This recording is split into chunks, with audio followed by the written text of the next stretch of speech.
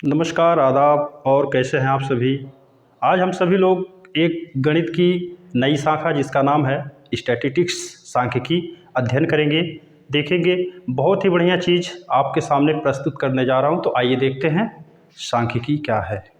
तो आइए जानते हैं सांख्यिकी। सांख्यिकी को इंग्लिश में कहते हैं स्टैटिस्टिक्स। सांख्यिकी होता है, सांख्यिकी क्या है इसकी परिभाषा जानेंगे हम। संख्या से संबंधित शास्त्र का अध्ययन करना सांख्यिकी कहलाता है।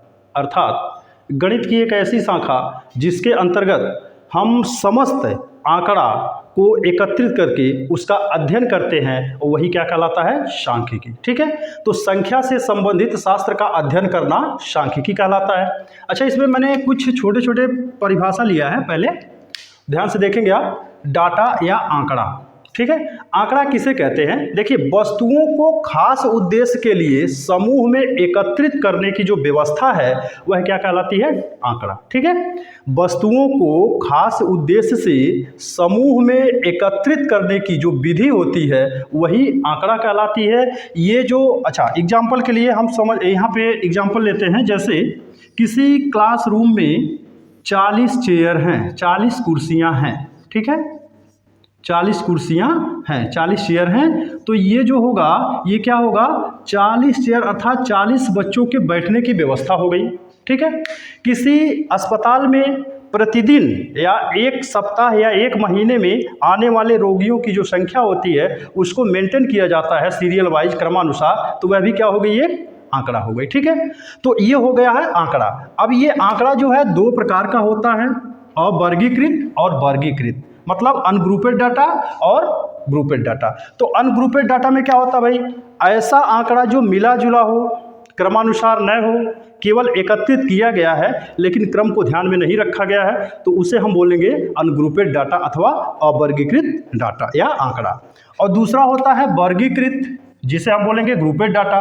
वह डाटा या वह आंकड़ा जिसे हम वस्तुओं को ध्यान में रखते हुए क्रमानुसार व्यवस्थित करते हैं, वही वर्गीकृत अथवा क्लासिफिकेशन अथवा ग्रुपेड डाटा कहलाता है। ठीक है, अब देखिए दूसरा टॉपिक है वर्ग सीमाएं, जिसको इंग्लिश में बोला जाता है क्लास लिमिट। प्रत्येक वर्ग की दो सीमाएं होती है। अच्छा, कोई भी कार्य करने के लिए जब हम शुरुआत करते हैं तो एक पैमाना होता है, जैसे कब शुरू किया और कब समाप्त किया। जब हम शुरू करते हैं अर्थात जब शुरुआत होती है तो उसे कहेंगे निम्न सीमा, जिसको लोअर लिमिट के नाम से जाना जाता है। और जहाँ पे कार्य का समापन होगा उसे हम अपर सीमा अथवा उच्च सीमा के नाम से जानते हैं। तो ध्यान रखेंगे, वर्ग सीमाएं दो होती हैं।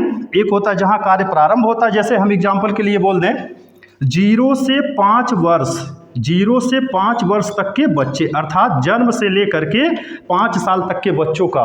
तो ये क्या हो गया, 0 यहाँ पे क्या हो गया, अर्थात जन्म से लेकर के 0 हो गया आपका निम्न सीमा, और कहाँ तक लास्ट हो रहा है, 5 तक, तो ये हो गया आपका उच्च सीमा। ठीक है, दो सीमाएं होती हैं, लोअर लिमिट और अपर लिमिट। उसके बाद हम जानेंगे वर्ग अंतराल, जिसको इंग्लिश में बोला जाता है क्लास इंटरवल। अर्थात संख्यात्मक वर्गीकरण के लिए बनाए गए विभिन्न समूह को वर्ग अंतराल कहते हैं। ठीक है, जैसे संख्यात्मक, यहाँ पे मैंने एक एग्जाम्पल दिया था 0 से लेकर के 5 तक, 0 से लेकर के 5 तक जो होता है, तो इसमें संख्यात्मक रूप से वर्गीकरण किया गया, अर्थात 0 से लेकर के 5 वर्ष तक के बच्चों को ही एडजस्ट किया जाएगा, वही कहलाता है वर्ग अंतराल। तो इस वजह से इसकी परिभाषा संख्यात्मक वर्गीकरण के लिए बनाए गए विभिन्न समूह को वर्ग अंतराल कहते हैं। ठीक है, अब देखेंगे वर्ग अंतराल की अमाप।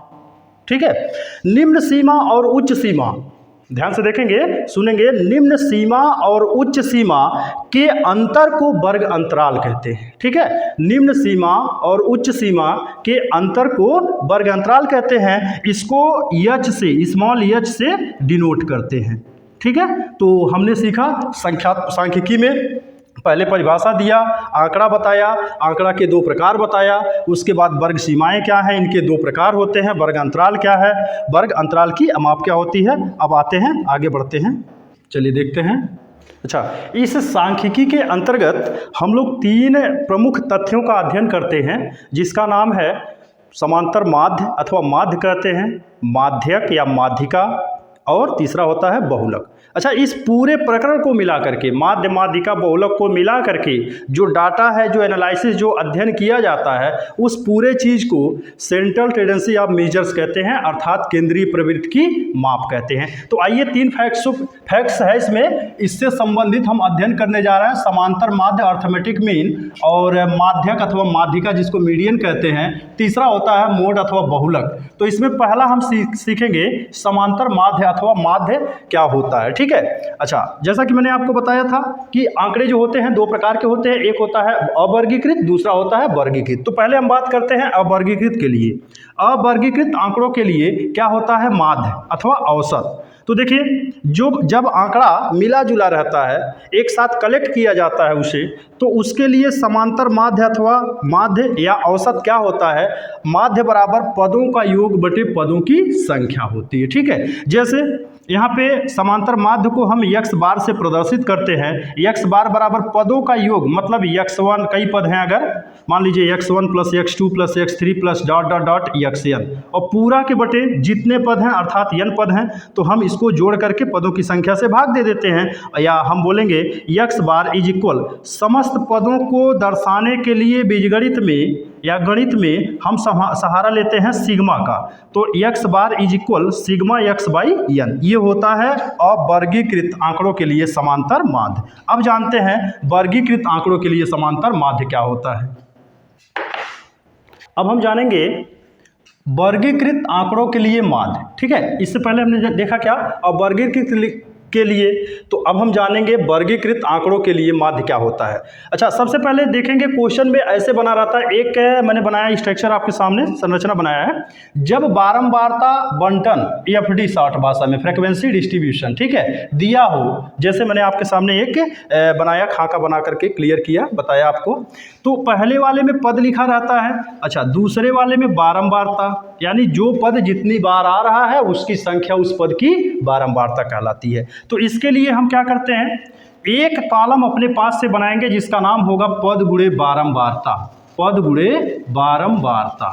ठीक है, जिसको हम यहां से बोलेंगे FI इंटू XI कह सकते हैं। ठीक। अच्छा, तो इसमें जो पद दिया रहता है, जैसे 2 है, यहाँ 1 है बारंबारता, अच्छा यहाँ पे 4 है, यहाँ पे 3 बारंबारता है, यहाँ 2 दिया गया है, नहीं एक बार इसको बदल देते हैं, 5 है जैसे, तो इसकी बारंबारता 7 है, और मान लेते हैं यहाँ पे 4 है, और देखिए यहाँ पे 6 ले लिया जाए, बारंबारता इसकी 2 है। तो कहा जाए इस बारंबारता बंटन की आप बताइए समांतर माध्य क्या होगा। तो इसके लिए एक कॉलम अपने पास से हम बनाएंगे जिसको FI गुणे XI अर्थात पद गुणे बारंबारता का नाम देते हैं। तो इसमें इसका गुणा करेंगे जब आप, 2 गुणे 1 का मतलब आ जाएगा 2। अच्छा, 4 में 3 का गुणा कर लिया जाए तो ये हो जाएगा आपका 4 3 12। ठीक है। 5 में 7 का गुणा कर लेंगे जब आप, तो ये हो जाएगा 35। ठीक है। उसके बाद 6 में 2 का गुणा कर लिया जाए तो ये हो जाएगा 12। अब हम करते हैं इनका टोटल माने योग करते हैं। ठीक है। तो टोटल में आपको पहले वाले को टच नहीं करना है, मतलब पहले कॉलम को नहीं टच करना है, दूसरे और तीसरे को बैक टू बैक जोड़ लेना है। तो जब आप इसे जोड़ेंगे तो इसको बोलेंगे कैपिटल N। ठीक है, नंबर ऑफ फ्रीक्वेंसी का टोटल। तो 3 1 4 4 2 6 और 7 6 7 13 हो जाएगा। ठीक है, एक बार देख लेते हैं, 4 4 7 11 11 2 13 हो गया। अच्छा, इसको जोड़ेंगे तो इसको लिखेंगे सिग्मा FI इंटू XI। चलिए इसको जोड़ लेते हैं, 2 2 4 4 2 6 6 5 11 के 1, और यहाँ पे 1 3 4 1 5 1 6। एक बार चेक करते हैं, 2 2 4 4 2 6 5 11 के 1, और यहाँ पे देखिए 4 1 5 1 6। तो ये हो गया आपका फ्रीक्वेंसी डिस्ट्रीब्यूशन का जो मैंने बताया जोड़ करके। अब इसके लिए फार्मूला क्या होता है, अब लिखेंगे बाय द फार्मूला। सूत्र क्या होता है, बाय द फार्मूला x बार माने समांतर माध्य, x बार इज इक्वल, आप बोलेंगे sigma FI into XI divide by N। तो इस फार्मूला के तहत हम इसे सॉल्व करना है। तो आइए देख लेते हैं, मान इसका रखते हैं, तो यहाँ से देख लेंगे x बार इज इक्वल, देखिए सिग्मा FI XI का वैल्यू कितना है 61, और आप 13 से भाग दे देंगे। अच्छा, जो भी आएगा, जैसे 13 चौक 52 13 5 65 4, 13 चौका 52, 8 बच गया, 52 8 60, 1 61, जो भी बचा उसको हम दशमलव में या फिर पूर्णांक के रूप में डिनोट कर सकते हैं। 13 चौका 52, 52 8 60, 1 61, यानी 8 1 9, ऐसे चाहे आप दशमलव पॉइंट में डिनोट कर दीजिए। तो ये हो गया आपका कब, जब बारंबारता बंटन दिया हो और विशेष करके पद तथा बारंबारता दिया हो, तो उसके लिए हम ज्ञात करेंगे समांतर माध्य। अब इसी में अगले स्टेप में थोड़ा सा इसको बदल देते हैं, तो आइए देखते हैं वह क्या होता है। देखिए, अब हम यहाँ पे बारंबारता एक बार पुनः लिए हैं, लेकिन थोड़ा सा आपको अंतर दिखेगा। जैसे इससे पहले वाले वर्ग अंतराल में बारंबारता में आपने देखा होगा केवल पद था और बारंबारता था। यहाँ पे एक चीज़ थोड़ा सा बदलाव दिखेगा आपको, वर्ग अंतराल दिया है और उसके बाद बारंबारता दिया है। तो इसको कैसे लगाना है, तो सबसे पहले पद और बारंबारता वाले में मैंने बताया आपको कि अपने पास से एक कॉलम बनाना है, लेकिन इसमें क्या होगा, अपने पास से हमें 2 कॉलम बनाने होंगे। कौन कौन सा, इसको आइए जानते हैं। जब दिया हो वर्ग अंतराल तो एक कॉलम बढ़ जाएगा आपका यहाँ से, जिसको हम कहेंगे मध्यमान।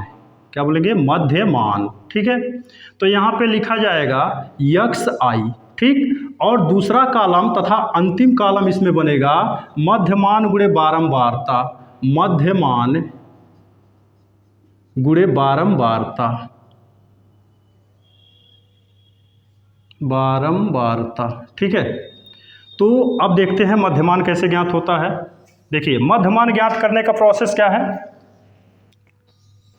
निम्न सीमा और उच्च सीमा को आप जोड़ दीजिए और 2 से भाग कर दीजिए, तो हमें प्राप्त हो जाएगा मध्यमान। ठीक है, मध्यमान हमें प्राप्त होगा कैसे, जैसे यहाँ पे देखिए लोअर लिमिट क्या है पहले वाले बारंबारता के लिए, 4 और 8। आप 4 और 8 में मध्यमान में 4 + 8/2, तो इसका मतलब 12, 12 का आधा 6 आएगा। ठीक है, इसी प्रकार 8 में 12 जोड़ दीजिए आप, 12 यानी कि लिखेंगे 8 + 12 और बटे 2 का मतलब हो जाएगा 12 8 20, का आधा करेंगे आप 10 आएगा। ठीक है, उसके बाद 12 में आप फिर 16 जोड़ देंगे, तो यहाँ लिखेंगे 12 धन 16/2, तो इसको जोड़ा जाए तो ये हो जाएगा देखिए 8 और ये हो जाएगा कितना 2, अब बटे 2 से भाग करने पर कितना मिलेगा, 14 मिल जाएगा। ठीक है, तो मध्यमान देखिए कितना आ गया, 6 10 14। ठीक, अब हम यहाँ पे तीसरे में, चौथे कॉलम में और अंतिम कॉलम में क्या है, मध्यमान गुणे बारंबारता, यानी हम लिखेंगे xi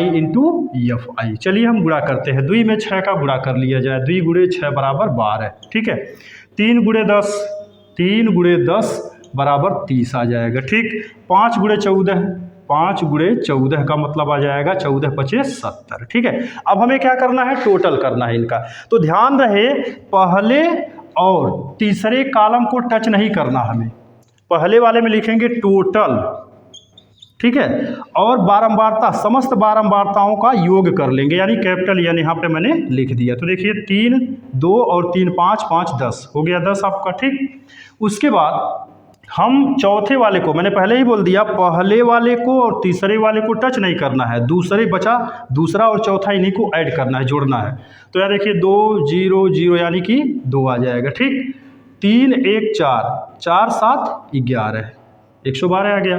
अब ये हुआ क्या, सिग्मा xi × fi का वैल्यू कितना आ गया, 112, 112 आ गया। ठीक है, अब समांतर माध्य के लिए फार्मूला लिखेंगे, बाय द फार्मूला, सूत्र होता है समांतर माध्य के लिए x बार = sigma fi xi, sigma fi xi / n।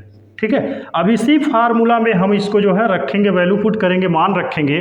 तो यहाँ से देखिए 112 है, 112 और आप 10 से भाग कर देंगे तो 0.1 अंक के बाद लग जाएगा, तो बचे आएगा क्या, 11.2। तो इस तरह आप कह सकते हैं कि समांतर माध्य कितना मिलेगा, समांतर माध्य x बार का वैल्यू आ जाएगा 11.2। तो ये था हमारा जब एफडी दिया रहे किसमें, वर्ग अंतराल बारंबारता में, तब। ठीक है, तो हमने इसमें बताया, जैसा कि हमने आपको बताया कि सांख्यिकी में जो है 3 तथ्यों का अध्ययन होता है, समांतर माध्य, माध्यक या माध्यिका दूसरा होता है, तीसरा होता है बहुलक। तो पहले वीडियो में मैंने आपको समांतर माध्य के विषय में बताया, अब हम अपने अगले वीडियो में आपको बताएंगे माध्यक क्या होता है, माध्यक अथवा माध्यिका क्या होती है, संबंधित उससे फार्मूला, उसके बाद फिर जानेंगे मोड क्या होता है यानी बहुलक क्या होता है, उससे संबंधित वीडियो। ठीक है, तो अगले वीडियो में मिलते हैं।